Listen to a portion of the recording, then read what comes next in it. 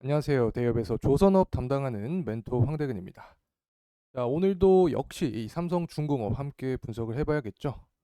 이 많은 분들이 이 삼성중공업 관련된 영상에서 이 좋은 댓글들 정말 많이 달아주시고 계셔서 이 정말 뿌듯한 심정, 또 더 열심히 해야겠다라는 생각이 들면서 이 애정을 굉장히 많이 갖고 있는 그런 종목입니다. 이 사실 삼성중공업의 이 밸류에이션은 이 투자자분들께서 저보다 더 자세하게 알고 계실 거라고 생각합니다. 하지만 이 주가의 흐름이 현재 지지부진한 모습을 보여주면서 이 가격적인 측면에서 심리적으로 힘든 구간에 계실 거라고 생각하고 있습니다. 사실 저도 굉장히 답답합니다. 이미 기업의 밸류 또 적정 주가를 알고 있기 때문에 빨리 도달을 해서 우리 투자자분들과 좀 더 주가 상승에 대한 즐거운 이야기를 하고 싶은 그런 심정인데, 또 이 주가는 우리의 생각과는 다른 그런 모습을 보여주고 있기 때문에 이 투자자분들의 마음 정말 공감한다라고 말씀을 드리고 싶습니다.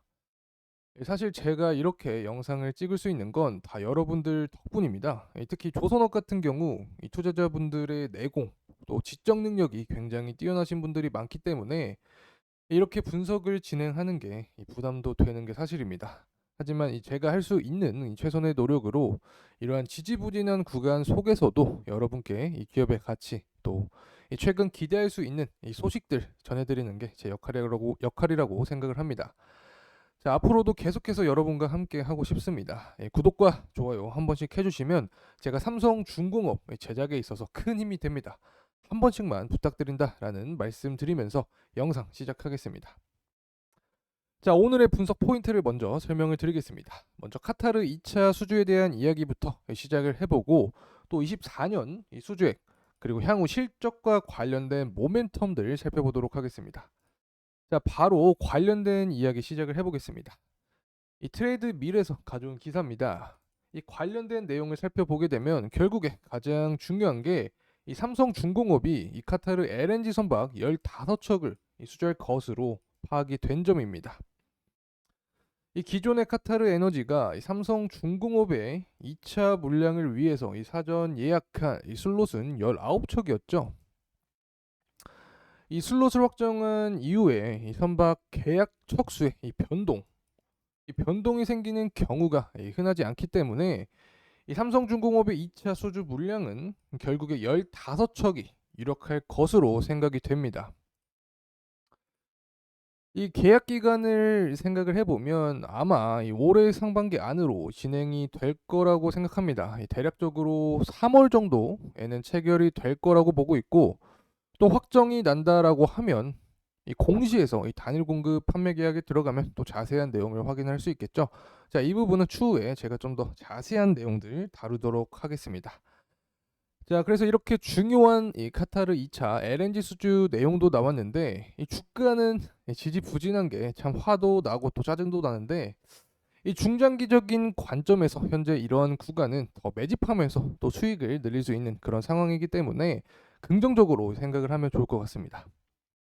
자, 그리고 24년 이 수주액 역시 말씀을 드려보면 이 100억 달러 이상을 기록을 하면서 이 전년 83억 달러 대비해서 이 증가할 전망을 하고 있습니다.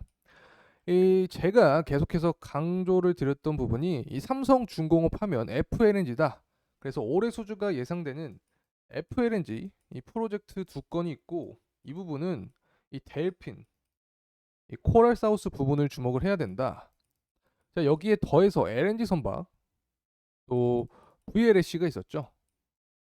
LNG 선박과 VLSC 수주를 고려하게 된다면 올해 이 100억 달러 이상 이 수주 역시 달성이 가능해 보이는 상황입니다. 그래서 이 전반적인 이 시장의 상황은 어렵지만 그럼에도 불구하고 이 전년 대비해서 이 증가한 수주액들 달성을 할 것으로 긍정적인 전망을 할 수 있는 것으로 파악이 된다라는 점 말씀드립니다.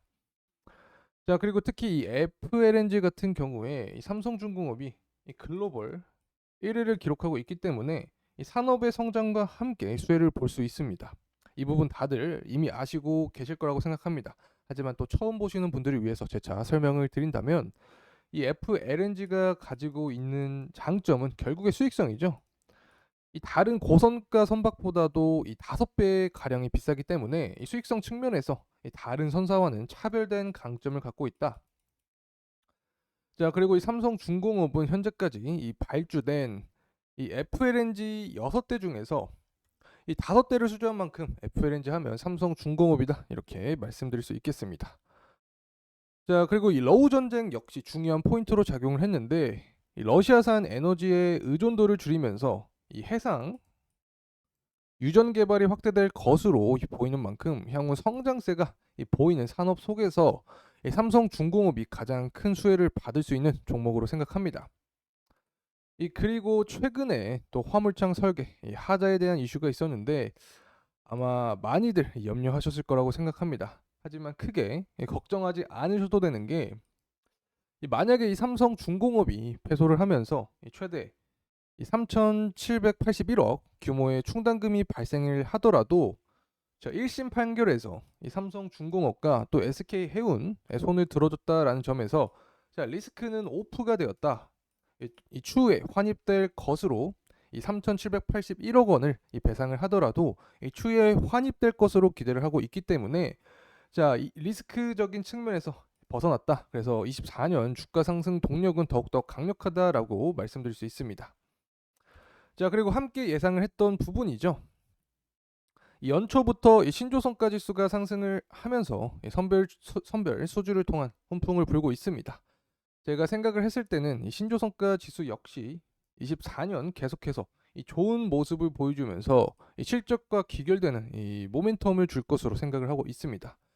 결국에 영업이익이 증가하게 되면 이 주가 역시 더 강한 이 모멘텀을 받으면서 상승할 수 있는 부분이기 때문에 신조성가 지수의 상승은 계속해서 우리가 추적을 해 나가야 되는 부분이다라는 점 말씀드립니다. 또 이 영업이익 관련돼서 또 주목을 해봐야 할 점은 바로 후판 가격이다라고 말씀을 드렸습니다. 최근 들어서 후판 수입량이 증가를 하면서 이 후판 가격을 인하한 채 협상을 해서 이 조선업체 입장에서는 굉장히 긍정적인 그런 결과를 가져왔습니다. 자, 이렇게 된 계기에 대해서 제가 설명을 드렸을 때는 결국에 이 후판 수입 물량이 증가했다. 그래서 이 중국과 일본을 대표로 설명을 드렸습니다. 이 중국 같은 경우에 이 저가의 후판, 이 부분으로 유명을 했지만 이 퀄리티 문제에서 항상 이슈가 있었습니다. 하지만 이 부분이 개선이 되면서 이 퀄리티가 좋아지면서 이 중국산 이 후판의 이 수입 물량이 증가를 했고, 최근 들어서는 또 일본 엔저 현상으로 인해서 이 퀄리티가 이미 좋았던 이 일본의 후판을 또 값싸게 수입이 가능해지면서 이 국내 철강사들은 후판 가격을 인하할 수밖에 없는 상황이 되었고, 이 부분은 결국에 이 조선 업체에는 이 긍정적인 측면으로 다가오면서 향후 실적에 큰 더 모멘텀을 받을 수 있는 상황이 되었습니다. 결국에 이 후판 가격을 인하하게 된다면 이 제조 원가의 20% 이상을 차지하기 때문에 이 비용적인 측면이 감소를 하고 이 수익성이 극대화될 수 있다라는 점 다시 한번 말씀드립니다. 자, 이제 차트 한번 살펴보겠습니다. 사실 지금까지 이 카타르 2차 LNG 발주부터 또 FLNG 그리고 24년 수주 물량의 증가 또 관련된 리스크 오프까지 설명을 드리면서 이 저조타도 이 주가가 오르지 않는 게 정말 이해가 안 됩니다. 제가 앞선 영상들에서 굉장히 많이 말씀을 드려서 다들 알고 계실 거라고 생각합니다. 이 삼성중공업 적정 주가를 구했는데 이 영업이익 흑자 시기와 또 발행 주식 수를 비교를 해서 이 적정 주가를 산출했습니다. 그래서 이 목표 주가라고도 할 수 있는데, 자, 16,000원 기준점을 잡아놨죠. 자, 우선 이 구간을 도달하기 위해서는 이 물량을 소화하는 과정이 존재를 해야 하는데, 이 단기적으로는 이 8,600원 구간, 매물대가 많이 존재하는 이 8,600원 구간을 뚫어주고 또 정고점 부근인 이 9,500원을 넘어준다라고 하면 이 더 강한 이 상승이 동반될 수 있다라고 생각합니다. 그래서 이 현재 구간에서 봐야 될 점은 우선 매물대가 쌓인 구간 8,600원 구간을 먼저 뚫어주는 모습이 나오는지 살펴봐야 합니다. 자, 그리고 그 이후에는 이 16,000원 구간까지 기대를 해볼 수 있다라는 점, 사실 밸류에이션에 의한 측정이기 때문에 보수적으로 보더라도 이 16,000원 구간과 이 매물대가 쌓인 이 8,600원, 이 8,600원의 평균 산출값 이 12,000원 이상까지는 최소 도달이 가능하다라고 생각합니다.